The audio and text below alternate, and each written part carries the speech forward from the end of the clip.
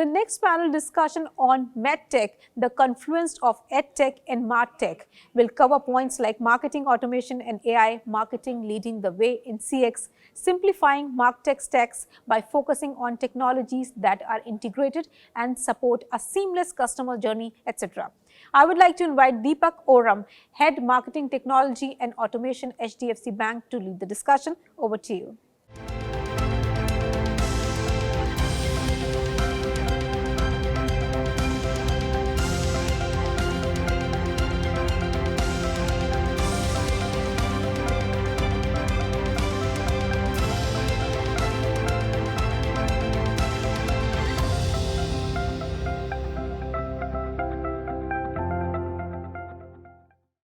Hi, my name is Deepak Oram. I'm the head of marketing technology and automation at HDFC Bank. And it's my pleasure today to host this panel on MarTech, the confluence of MarTech and AdTech, with many esteemed colleagues from all across the industry. And we will learn, amongst various things, how MarTech and AdTech are now key enablers of customer experience across organizations, across industries.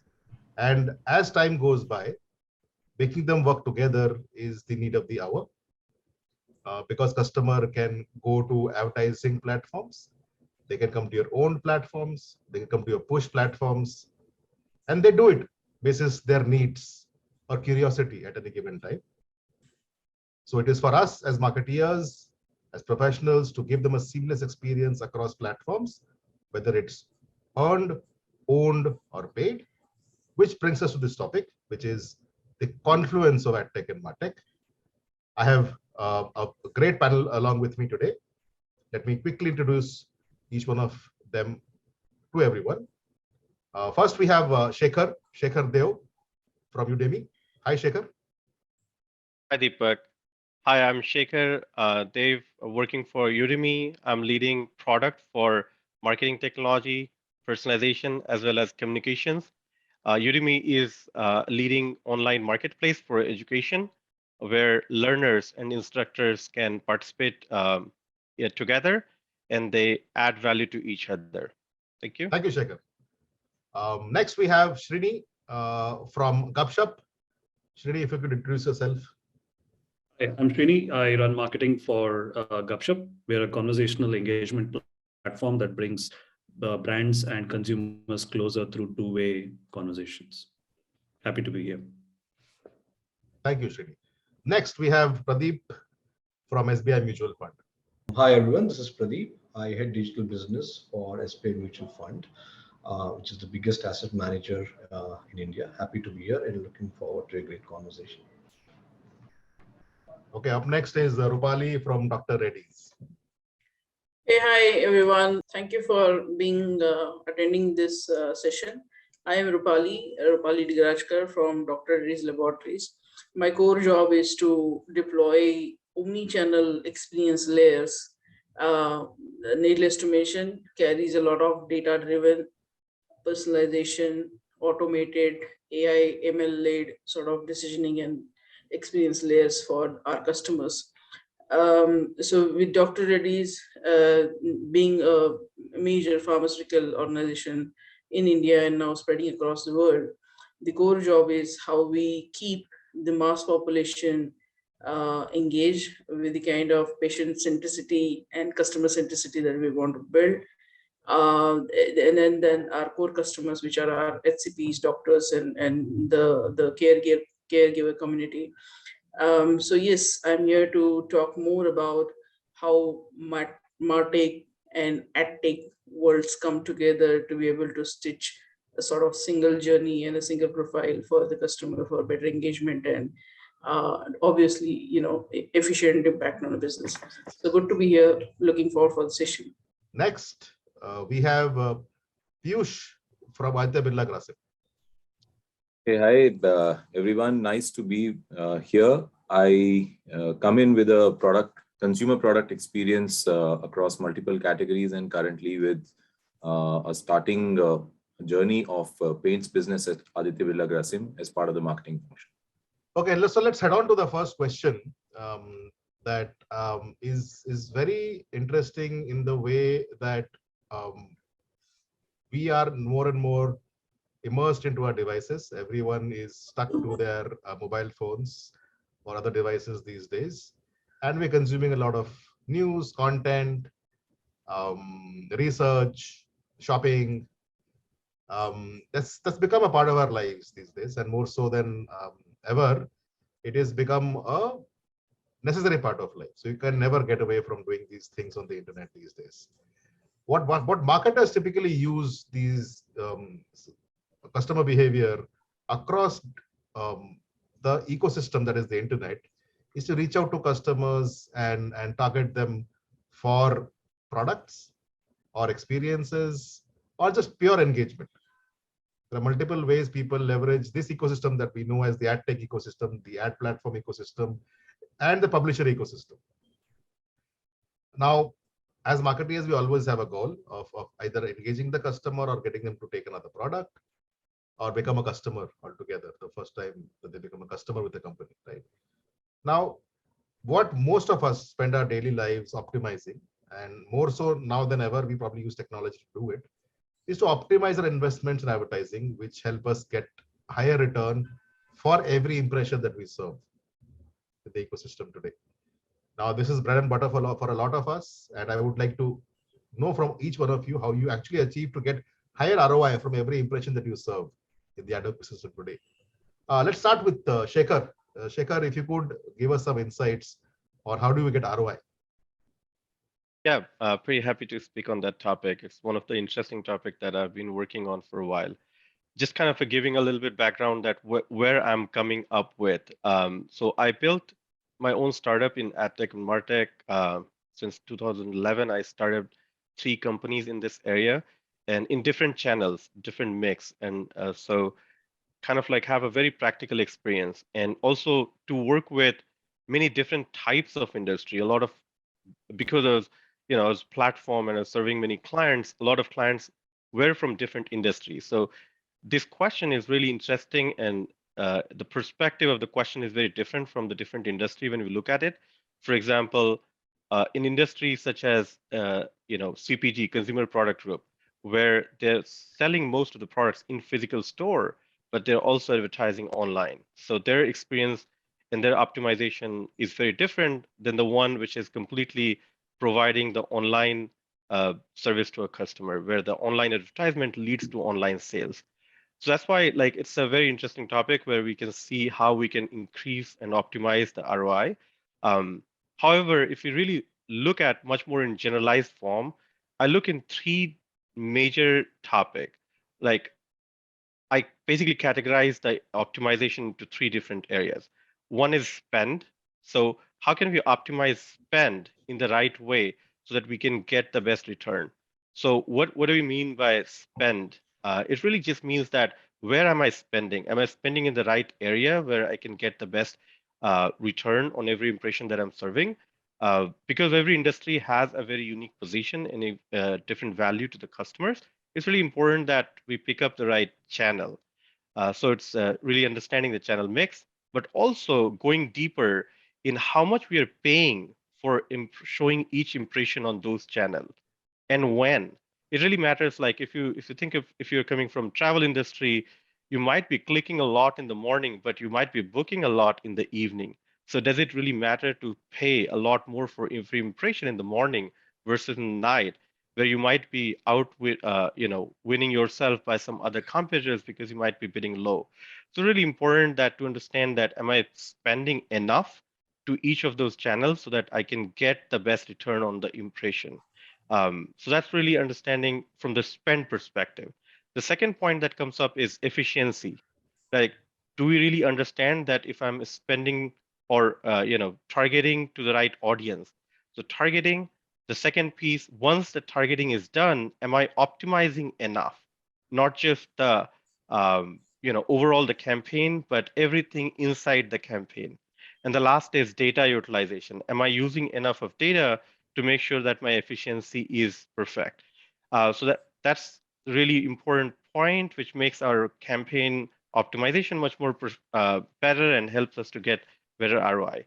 And And the last one is the most important one is effectiveness, which we typically forget to bring in our campaign, is really around content and creative. So is creative compelling? Because I if I think about a campaign, I already paid maybe $10 CPM for every impression that's going out, and it reached to the customer. But if it doesn't go out with the right message, we just lost that $10 CPM. So are we doing enough to make sure that each of the content and creative is personalized to the consumer touch? And if not, then we are not doing justification to all the spend that we just made to reach to the customer. And that comes up with, specifically nowadays in the digital world, is really to understand that what's working, what's not. So being measurement and attribution be in the part of the play. And if they are not, then none of these things will work effectively together. So kind of like, again, summarizing, I believe spend, efficiency, and effectiveness, these are the three core mantras for me to optimize return on ad investments. Thank you. Shekhar, thank you so much. That's very insightful. Then we've broken it down into very understandable steps, right? Now, what I understand is that just about everyone on this panel would probably have some sort of a framework like Shekhar has. Does anyone else want to add what is your framework in this area? I think this is the basic framework that one would surely go with, right? But I think few other things which I think have been very, very important are it's not about who you show what you want to show. It's about who you shouldn't be showing it to, right? For example, suppression and doing the right thing at the right time and not showing the same person the same things, showing the ad to the person who has already bought. Those are most important, and that's where I think most of us throw dollars into the ether and then are wondering where it went, right? So enabling a feedback loop to make sure that every impression that you serve has got some tangible route back into your own universe is absolutely important, right? That's where we always say, especially brand related ones, right? We always measure it in terms of impressions and then still are wondering as to what the effectiveness of that was. So that feedback loop is absolutely important. Second thing, taking it a little bit further than what Shekhar said, content absolutely spot on, very important. But again, we serve the right content, but the person needs to click on that content and come back to my universe again, right? Most of the time, we don't give that context to people when they click on that particular content, right? Again, a sort of feedback loop again. The person who lands on in my universe should be a continuation and extension of what he has clicked on. That's also absolutely important. And finally, I think in this today's world of omni-channel business, we should also be figuring out how offline spends which are happening in the real world are actually tying back to the digital world as well, right? So that thing also is probably one more thing that we really need to look into. So these three things usually have helped me along the way to really optimize spends. Yeah, so thank you, Pradeep. That's very insightful primarily because you're running an omni-channel business, right? So you are very concerned whether your spend has an impact on your offline sales as well. So that's very insightful. Sometimes ad spend can impact your efficiencies outside of the digital world as well. That's very interesting. And the second thing I noted that you mentioned, very important, that I think I also kind of agree with. If you're spending something on a person who's already converted, that's almost, should be ashamed of ourselves if we do that. And all of us have done it, right? All of us have done it, yes. Very true. That's where I'm coming from. So if a customer is converted and you're still paying money to show him a server impression, boss, then better, then we should be questioned very, very vigorously by our bosses. Anyway, so let's go back to the next question. Okay. Now this is the classic one, right? But it's the slight twist. A lot of people have a single view of a customer on their own ecosystem, which is what most people will call MarTech, right? How many of have been actually been able to get this out into the world in the AdTech ecosystem? Is something that I think is a growing movement. MarTech and AdTech have to work together. If they don't, like Pradeep and like Shekhar said earlier, you will not get the ROI because the data, the ability to suppress, the ability to optimize simply won't be there. So you better connect your AdTech and your MarTech ecosystem very, very closely. Now, so on this topic, I want to maybe start off with Srini. Now, as a product company, right? You are heading a product company, which has to influence a lot of people like us, right? Maybe Shri, Pradeep here, so in this unique sort of a scenario where you are targeting people, sometimes may not be using advertising. I don't know if you are, I'm not sure, but at least nurturing you can do it. If you are trying to sell a product or a service or a solution out in the world, how does one go about integrating your AdTech and your MarTech stacks together? And what is the value that you see? And what have you been, just let us know what you have been able to do and what is your recommended way? That's a great question. And I think the answer really lies in, as a B2B company, we follow a funnel model where we sort of look at top, middle, and bottom of funnel, and then the sales pipeline. So it's a typical marketing funnel and the sales funnel that we follow.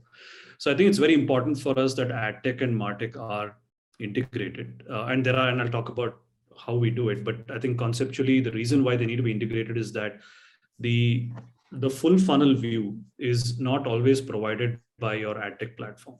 They probably track your user or respondent up to a point, up to a conversion, let's say a form.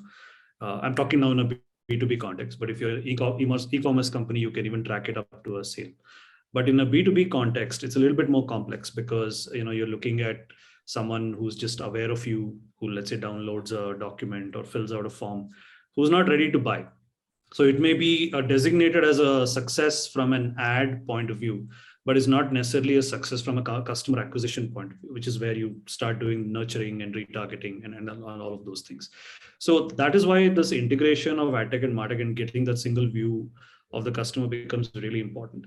The way we do it is that we use CRM to bring to be the central stack where everything is integrated, both from an AdTech point of view and MarTech point of view, so that that any company, any individual, there is a record of all the touches that have taken place for that individual, either from an ad point of view or from a nurture point of view or from a sales point of view.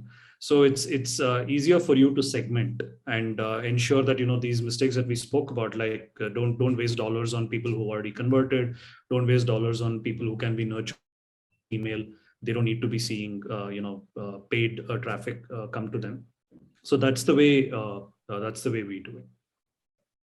So Srini, basically what you're saying is that if I have just looked at your website and looked at a product or a brochure, that sometimes is where way B2B is optimized. People have to get their CRM to tell you whether this customer has finally come on board and what is the contract size or how much, what are they happy? Is the deal size good enough? And that's the way you measure it, right? So CRM together with AdTech, which people probably never thought of, 5 years back, right, is something people are doing now, especially B2B companies, right? Correct. Only because your point of sale, to use that same terminology in a B2B context, is a little further down the line. It's not, well, even in a SaaS kind of an environment of B2B, a lot of B2B is moving to the SaaS model where you can buy subscriptions on websites. Even to that extent, you can track it.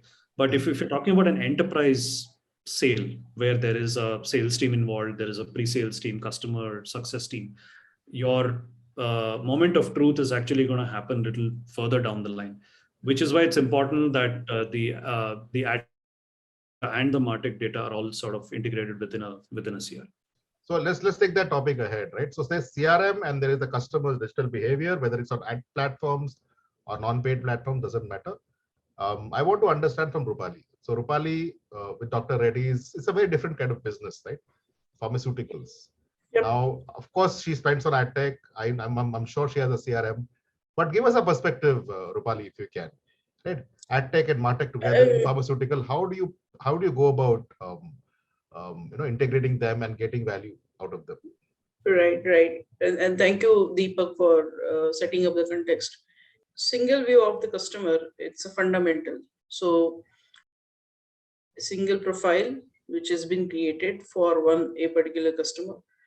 Certain IDs been attached to that person, customer. That data which we sort of consolidated, classified, segmented, pushing it to the AdTech world, which is your ad servers and the programmatic or maybe email automation or so on and so forth sort of channels to target those customers, right? And then the signals that we sort of receive out of the ad media spend happen onto those customers, and then how the customer behave so what are the behavioral and the sort of impression signals that we could gather and harvest back into the system, right? I have slightly a different take on this, because the whole MarTech hypothesis starts with knowing your customer well. So it's all starts with, if it's Rupali, be it a B2C or a B2B, it becomes really fundamental for any MarTech professional, so to say, or data-driven marketing professional, to understand various aspects and the signals about Rupali, okay, as a customer. So it's demographic, psychographic, behavioral, engagement, attitudinal, and then the kind of conversion sort of transactional history that the customer has with the organization. Before joining Dr. Reddy's, fortunately, I had a slice of working into, somebody on the panel just now said that, B2C, which is digital native, where the huge data sets, large data sets are available. So I was part of Vodafone Idea, leading MarTech and AdTech practices. After Vodafone Idea, I was part of Z. So I'm giving you these an update. Why? Because now that I'm doing it for pharma, but then in my previous life, I used to do it for, pretty aggressive media, entertainment, and telecom sort of companies.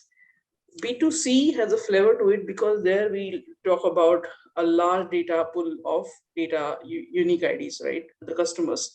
When it comes to B2B, the customer segment becomes niche then. So as what Srini mentioned, right? The pipeline that we mentioned about opportunity, the funnel that, and across the funnel, what the practitioner do it, they go on enriching and they go on increasing their understanding about the customer, right? And for me, the previous question which you asked about the ROI, right targeting, media controlling, right, suppression, frequency controls, customizing content basis the customer journey and its stage at which the customer is onto, right? All of this is really linked with the having the kind of very sort of near accurate kind of n is equal to 1 level sort of single view of a customer, which is again very fundamental, and it's as difficult being as easy being said, right? So companies, I mean, today I was reading some article in one of the portals, I don't remember. It says that today we collect the data from some 15 odd sources, multi sources, right? Towards 2030, these 15 sources are going to grow by by 3-folds. It's going to be 45 sources. So how a data practitioner would bring in all that multi-source data ingest into one data platform, and then keep on segmenting, classifying, understanding, and those segments then getting activated into media then sending back the signals, and then we keep on harvesting that profile onto our data management sort of platforms. You call it CRM or a CDP or data warehouse per se, that for that matter. So for me, understanding the customer ID, so the marketeer the marketing technologist should have a very fundamental and clear-cut understanding about what is the unique identifier that we are marrying those signals with, right? And then how these unique identifiers are playing their role in multiple buckets of data placement. So if it's a CRM data, then it's going to be a customer ID. If it's a browser data, then it's going to be cookie ID. If it's a device data, then it's going to be device ID. GA ads, IDFAs, and blah, blah, blah. We combine them together, develop that cross-device, cross sort of profile kind of, profile of a customer. We know then this is the customer, and then how do we target them better? So this is how, be it B2C or B2B, for me, it doesn't really change much. Like at the end of the day, in the B2B side also, we have same set of human who is a customer, and we are trying to learn more about what are his psychographic or behavioral or engagement sort of push and pull that happens. With Dr. Reddy's, I must agree though that being a very regulated industry, being a pharma, which is again the customer segment is sort of niche as I mentioned. So our understanding of those human beings as a profile become really niche to that segment only. Where when you sit in the digital natives or say large e-com or large OTT sort of companies, you try to understand a data of about, let's say, 10 million people. In the telecom space, you try to understand data of about, let's say, 400 million people, right? So the flavor changes, but the fundamentals remain the same for me. Okay, that's very interesting, Rupali, because you're working in an environment where you have to spend on advertising. There is no two ways about it. But the only thing is to be able to measure it by what you're saying, stitching the IDs, right? Yeah. So if you are able to stitch the IDs, you can go walk into your CFO's office and say, boss, I want double the budget this year because last year I showed you performance, right? That's where she's coming from, right? That's why I completely get that. We have to advertise. It is absolutely required, but being able to measure it is where she's coming from, and that's why she's stitching it together, right? Sure. And coming to challenges, right? I think let me ask a similar participant and colleague from Aditya Birla Grasim. Again, this is the correct me if I'm wrong, Piyush, but you are a retailer who sells textiles, apparel, so on and so forth, right? That's my understanding. Now you must also have challenges in doing this measurement of audience, right? And their behavior and your investments across platforms, right? Give us an insight of how you do it, because again, you probably have to advertise because you're a big business, right? But the measurement part in a retail scenario is difficult. So give us an insight on how do you do it? What are your challenges? First of all, a disclaimer: I would be representing the paints business. Oh, so, in case if you want to, same thing. I don't think it changed. The question doesn't change, right? Because again, you don't sell paint online so much. So I'm assuming absolutely. And right? in fact, I was about to, pick up from what Srini and Rupali specifically spoke about. That the disparate data points is something which we've been, we've seen, and even in my previous organization where I was, I was with Nerolac Paints.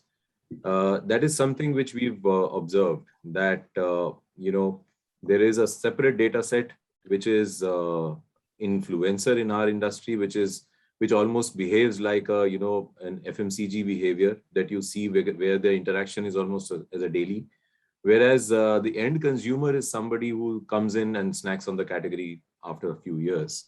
And our challenges were multifold, because one was, of course, the aspect of engaging with the audience and how do I really solve for the top of the funnel, where the optimization, on the reach, the optimization of measurability, also bringing in the measurability aspect is very important for us to know whether we've reached the right audience who are in the right frame of mind to actually make a purchase. That is one. Of course, we are also, the industry operates a lot between offline and online, and largely the objective remains to engage with the end audiences, while the influencer set is somebody who's looking to engage or transact with you on a daily basis. So where, looking at a specific ID, maybe it's the MSISDN or the mobile number, or is there any other specific device ID that we can leverage? Or there are these programs that you run for the lakhs of influencers and painters that are there.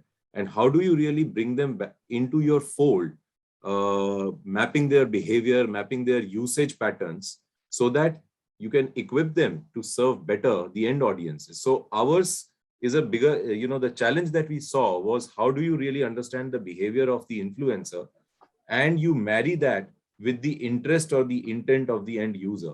So how do you really marry these two data sets is something which is a challenge that we've been kind of trying to solve. Thanks, Piyush. I think trying to solve for problems that are very, very complicated in nature is what we are trying to discuss here on this panel. The biggest complication is the buying journey is offline, but that should never stop you to invest in digital, right? Because there is always an influencer, like Piyush said, that finally converts the customer, not just convert, keeps them loyal, keeps them coming back, right? So this is why AdTech, MarTech has to be combined together to generate this value for any business, like Piyush, for example. Now, to solve for these problems, there can be a few approaches, right? Let me ask a few of our colleagues what approach have they taken, right? Having a very complicated ad tech and a MarTech stack and integrating together is sometimes an outcome of what your different teams think the best tools are. Sometimes it becomes a core job just to integrate these tools together, the ad tech tools and multiple MarTech tools, multiple ad tech tools together, right? So what is your strategy? How have you solved for this? Because as professionals, everyone has a preference, right? You must say. Or you may be in a lucky position where you have control over, you just agree, get everyone to agree, this is what I want and I will get my way, right?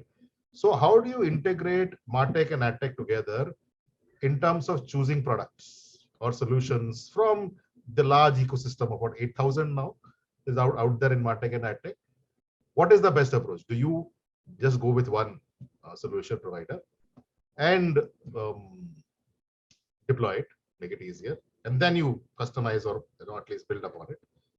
Number two, do you have the wherewithal and are you structured in a way as an organization to build at home a custom solution that integrates with everything else? Or there is a hybrid.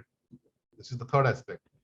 Do you invest in different types of platforms which for that particular use case for the marketeer give you the highest return, and then you spend a little bit of money to integrate, have some middleware somewhere to integrate them together? So just go with one vendor, build everything bespoke, or be some sort of a hybrid and have a middleware layer which connects the two systems or three systems together. What are the approaches that you all have taken? I want to learn from you. So Shekhar from Udemy, if you can tell us. Yeah, I think in my all my past experience, hybrid model worked best for me. Just because being representative of a particular company, we always have a different USP to our consumer, and that's where the company focuses most of the time. And as we know, MarTech and AdTech has been evolving at the speed of light. So it's constant changing in terms of data, in terms of privacy, in terms of platform, in terms of machine learning, more type of data intelligence solution. It's very hard for any business to keep up with any of these things, while there are many tools outside which is really doing fabulous job in bringing innovation to the industry. At the same time, I believe every company has a very different way of utilizing those tools or platforms or products. And it's very difficult for me, especially in the past, has been that I can integrate all of the bespoke or all the independent tools together or build all these things bespoke just by the nature of amount of time, effort, and resources it will take. So most of my experiences, really the time to opportunity has been the most crucial part. And that's why I preferred being hybrid model and specifically focusing a lot more on the data aspect of the business so that the data pipelines have been built in a way that it can integrate to the right channels, it can integrate to the right tools that we are using, and we can bring efficiency so that that tools will bring value for our business. So that's most of the important piece has been for us. Now, little bit going deeper into that, what it really means.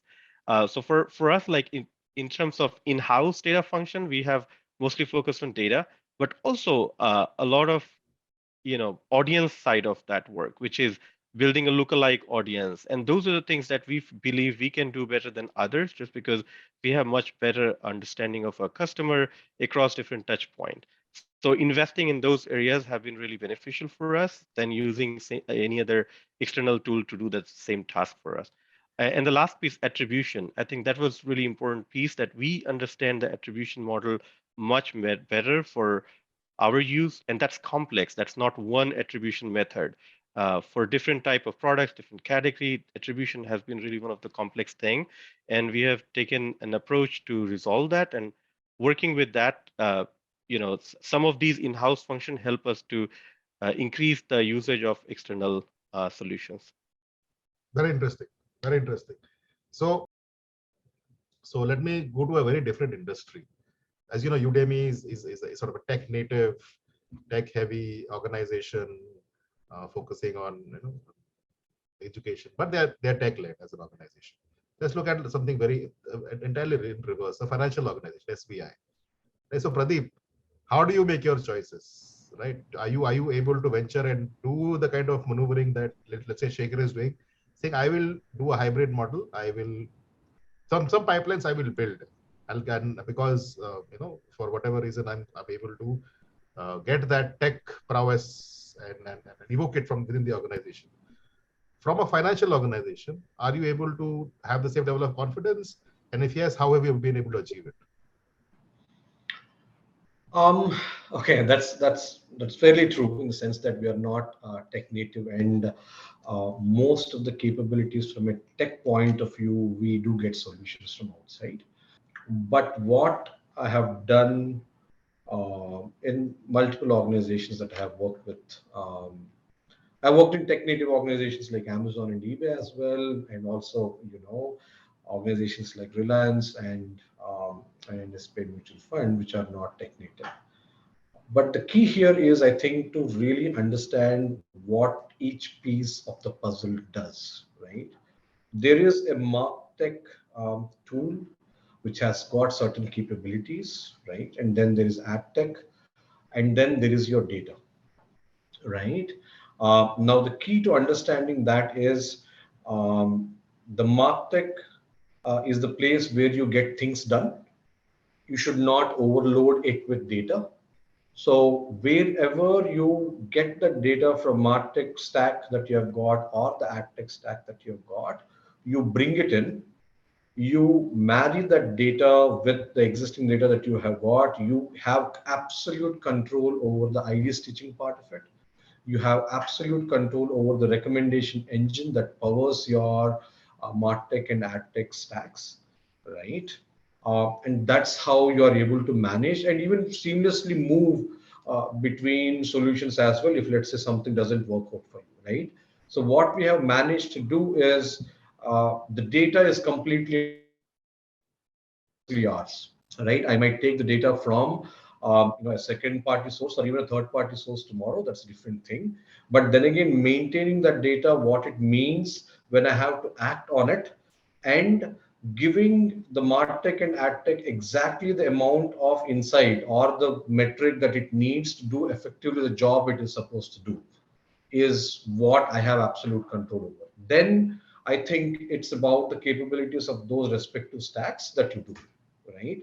But if you don't have control over this, then what happens is, you, and like I said earlier, right? You end up doing a lot of stuff, but you really don't know the ROI of it, right?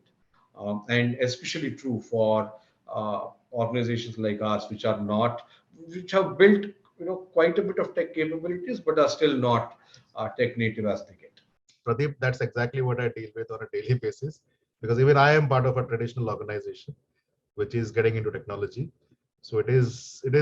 I mean, I wish I was a Shaker, where you had a green field at least 3 years ago, and then you had to, and then you can really be imaginative. But I think for people like Pradeep, yourself, and me, we have to somehow work with legacy at the same time. And our imagination has to be sometimes held back a little bit. But anyway, that's part of the game. So not a problem. Let me go now to Srini. Right now, we spoke about how MarTech and data and AdTech are three different parts of the same magic wand that you want to wave at your customers, right? If that is what you want to do, right? How can data talk to MarTech and talk to AdTech, and AdTech and MarTech talk back to data, right? So how can you make it conversational? How do you start with data and then get data back and update the profile, right? Or have the customer constantly being factored in on all your marketing decisions is what a lot of people strive to achieve. So how can MarTech become more conversational is something I want to learn from you, especially in a B2B scenario, or generally what should be the way to go ahead. Yeah, I think one thing you will realize both when it comes to advertising and also the MarTech stack, the nurture sequences, there are a lot of stimuli that are hitting consumers. And you would agree that most of these stimuli are essentially one way. Like you're looking at an ad, you're looking at an email. Yes, it is personalized to the extent that maybe you're addressed by your first name, and maybe some parts of the content are personalized to maybe your background and all of that. But at the same time, these are still one-way stimuli. And I think there's a lot of fatigue that's kind of creeping into, especially in the whole digital ecosystem, to the way consumers are perceiving ads and these nudges and stimuli at various points. Like I was reading an interesting data point that India has the second highest number of ad blockers installed in the world. The number one is Indonesia, number two is India. Now, what does it tell you? It tells you that advertising, especially digital advertising, has reached a point where it's beginning to bother people. And at the same time, if you look at the whole nurturing ecosystem, which is the lead scoring, nurturing, retargeting, emails, we all know the open rates of emails, right? So it's fairly low, and it's not sort of growing beyond a point. So there is a need to sort of look at converting advertising and the whole MarTech space into becoming more conversational. And when I say conversational, it's enabling consumers and the brand to have a two-way conversation. So whether it is on a chatbot that's on a website, or today you have platforms that allow you to do a click to chat, if from ad to chat, where you click on an ad, you don't go to a landing page and a form, but you actually start a two-way conversation, which is obviously automated and all of that. So that is where we are sort of moving, because from a data point of view, the engagement rate with a bot or someone who's replying back to you is much higher than an email. And we also know the click-through rates of many of the ads that we put out there. So making this whole AdTech, MarTech ecosystem conversational is very important. And data plays a huge role there, because all these platforms, these conversational platforms, plug into the CDP or the CRM that you already have. So essentially the kind of stimulus that you're giving on a billboard or on a digital ad or in an email, you can create on a messaging app like a WhatsApp or an Instagram that makes it much more real for a consumer to have this conversation with you. You can do a lot of product discovery there, and product discovery, product recommendations, transactions, post-sale feed follow-up and support. So hitherto, what you were doing through emails and just sending SMSs and those kind of things, you can do through a very rich two-way conversation, and that's completely driven by data.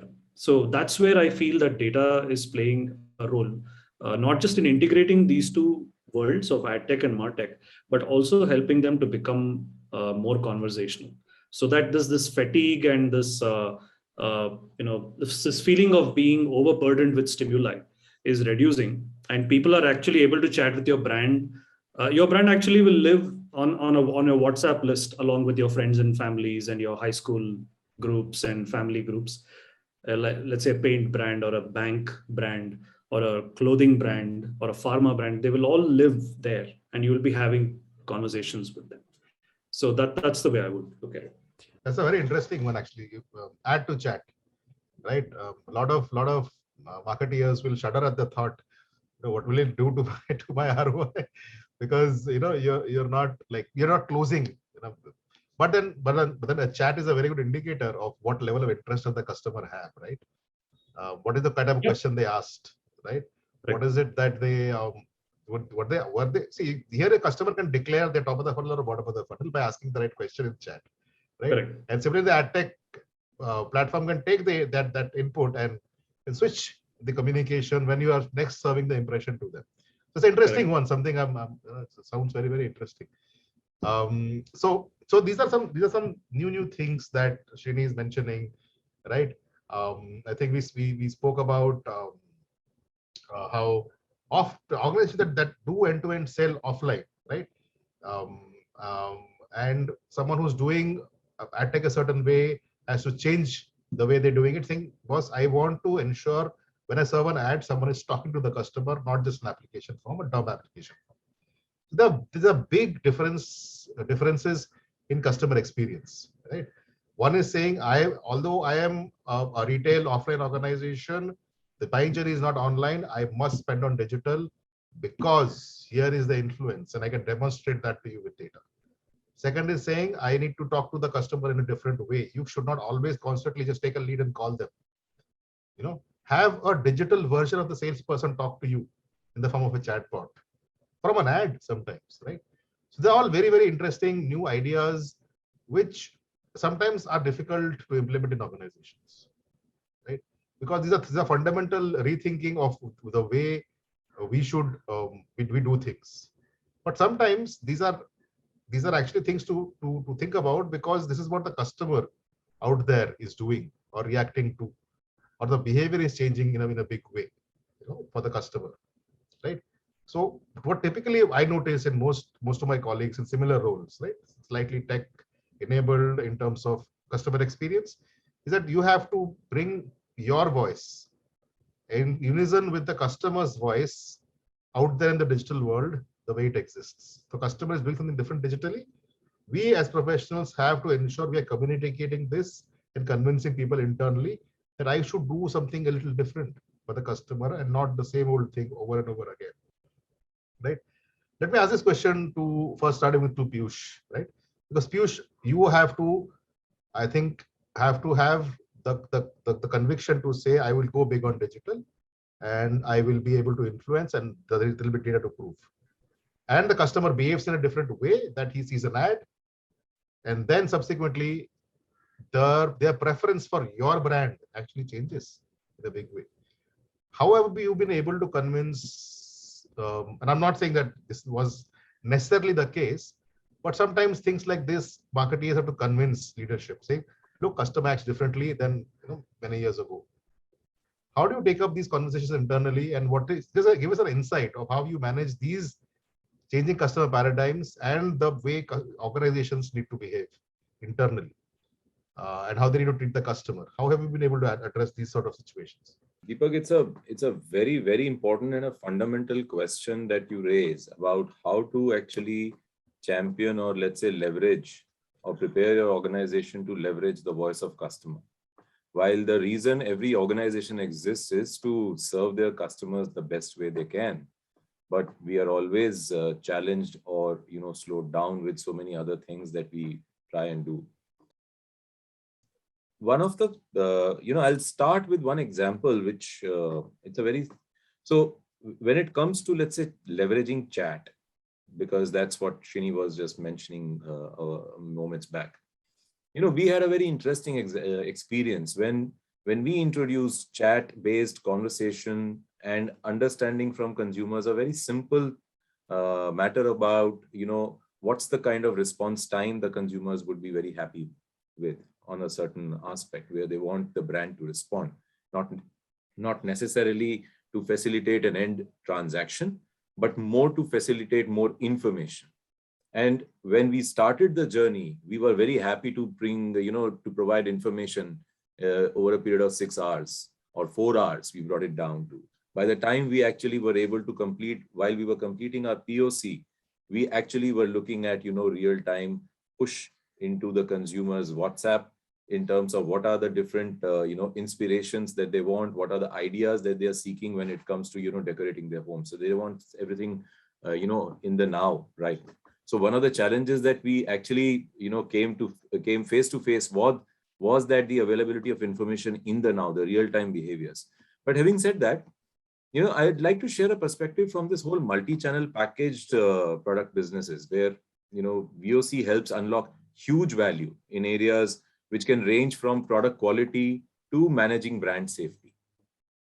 And there's a simple 4-stage process which kind of helps kind of the teams to navigate very simply. The step 1 is to define the business needs and the risk areas that we foresee. The step 2 is to map the VOC into relevant strategic buckets, which we always, we are always planning and, shaping our annual and quarterly plans around. The step 3 is to then listen to the voice of customer with the entire multi-channel data collection that you do. So you might install your, you're bringing in your contact center, you're leveraging your website, your social media handles, listening posts, whatever you do. And the final one is the analyze and the act. So it's a 4-step process. And in the final one is where the orchestration of that entire customer data technologies, be it CRM, DMP, etc. It just helps you create that single source of truth. But what is most important that we've realized is that the usage data, be it the off-tech patterns or sentiments, are so crucial for nourishing internal stakeholder knowledge and action programs. So once you are able to show what is coming to the table, which is facilitating action, I think that's where the needle starts moving. So the challenge for the marketer is not necessarily to convince someone else, but more important is to actually align their own thinking with the business risks or the business objectives and see how the data can really facilitate those decisions. And there are examples which come to mind, as disparate as from a ball bearing industry to my own paint sector, which I've been part of, where data points captured around, how, let's say, a mechanic is using a bearing to install it or to repair a machine in the aftermarket. And that input is so crucial for an R&D to improve the product performance or design, right? And similarly, when we are, so, in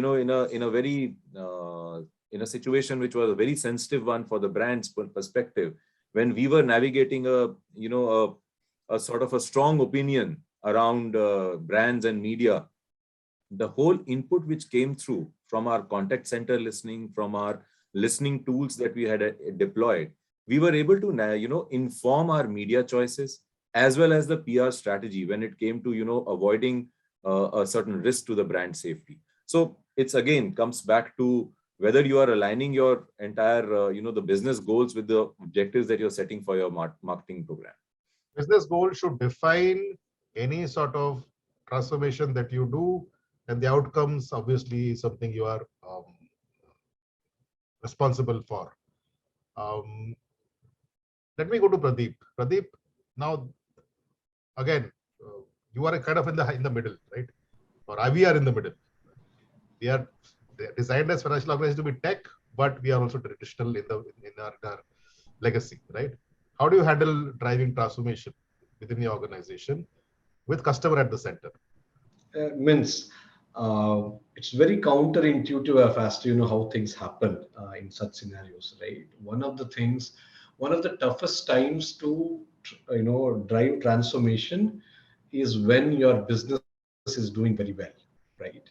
So SBI Mutual Fund has moved from 4th place to being the biggest asset manager in the last 2 to 3 years, and we are by a fair distance away from the second person who's in the list, right? So in such times, it becomes very tough to sort of convince people that what we are going to do is going to have effects some 3 years down the line, right?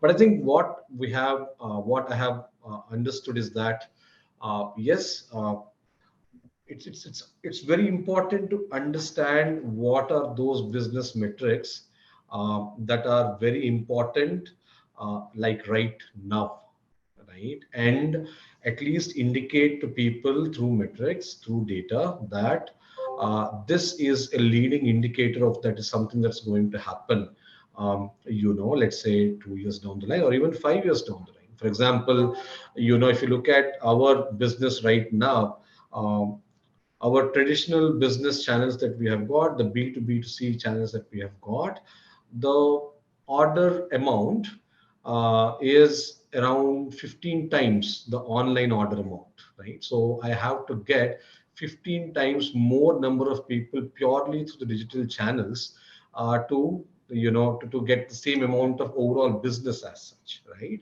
But then again, it's about saying that, hey, this is the number of investors that you have. The people that you are talking about who are giving you this 15% order value started at this point, let's say 6 years prior to this, right? And their overall CLV has reached to this, or they have reached to this order value at this point of time because you were able to nurture them 7 years back. And this is what this cohort is going to, do, 7 years down the line, while the current cohort will actually be going down, right? So while these things are a little bit of future gazing for sure, you need to combine what is important today.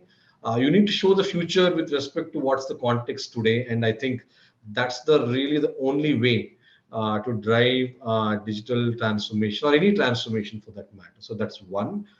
Second thing is it's about really, making people aware that transformation necessarily doesn't mean complete, means making people aware that transformation means disruption, but not destroying existing value, because that's one conversation that we always have internally, right? We have a 6.5 lakh crores business. One of the things that my boss always tells me, that please don't destroy something that is there and that's huge today because you want to build something 5 years down the line. And I am always coming from the point of view that let's not do a Kodak movement for ourselves, right? So it's always finding that fine balance between the two. Really, I think this is the mantra for me, right? I always tell transformation is surely disruption. You cannot do transformation but without disruption. But please don't think of this as destroying something that's already there, and finding that fine balance between the two. Thanks, Pradeep. I'm very much in the same space as you. Yeah. Well, from your statement. So yeah. So anyway, so thank you everyone. Thank you very much. What we learned today is very simple. AdTech and MarTech have to combine to give you ROI. The way to get ROI is to stitch together your MarTech and AdTech along with, most importantly, your data in the organization. There are several ways of doing it, but you cannot go without stitching together and integrating your AdTech and MarTech to get higher ROI. Sometimes we end up in situations where higher ROI is to be explained to the organization by saying the customer imperative has changed. Maybe the customer has gone digital. Maybe the customer goes to another channel rather than the channel they typically used to go to, which requires you to talk about change in the organization, in the approach, in the way you deal with customer, or the investments that you do in technology. Putting this all together is what tells us why MadTech is MadTech, because it's mad. In short, because you do so many things, do so many integrations, and then go convince someone this is good for the organization. Hence MadTech. Right. So thank you, everyone. Thank you very much. It was a very, very interesting conversation, and all the best.